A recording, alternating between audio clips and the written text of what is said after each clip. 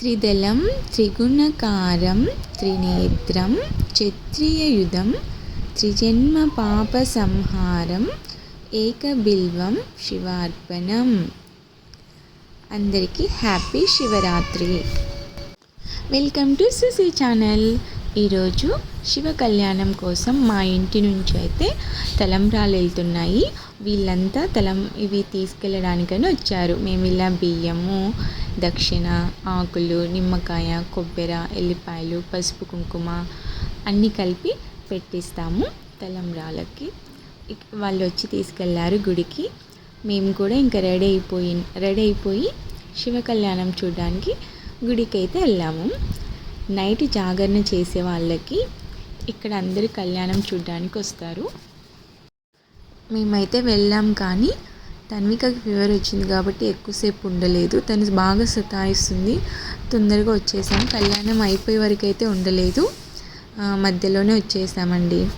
ఈ వీడియో కనుక మీకు నచ్చినట్టయితే లైక్ చేయండి, షేర్ చేయండి, కామెంట్ చేయండి.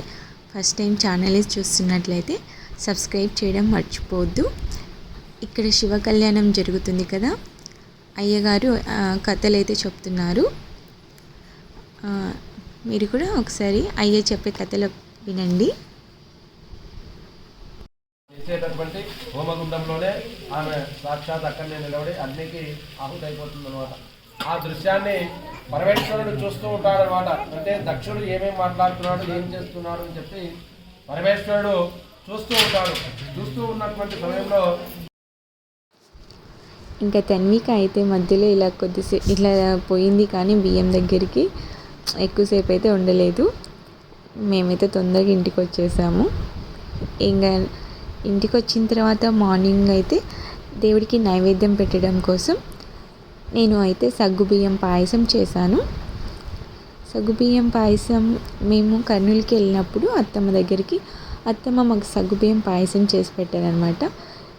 సో నేను కూడా ట్రై చేద్దామని పండగ రోజు చేశాను. అత్తమ్మ చక్కెర వేశారు. నేనైతే చక్కెర ఎందుకు అని చెప్పేసి బెల్లం వేసి బెల్లంతో సగ్గుబియ్యం పాయసం చేసుకున్నాము. బెల్లంతో కూడా బాగుంది టేస్ట్. పాయసం అండ్ చిత్రాన్నం కాంబినేషన్ అనమాట. మాకైతే కంపల్సరీ చిత్రాన్నం ఉండాల్సిందే. ఇది మా శివరాత్రి స్పెషల్. Thank you.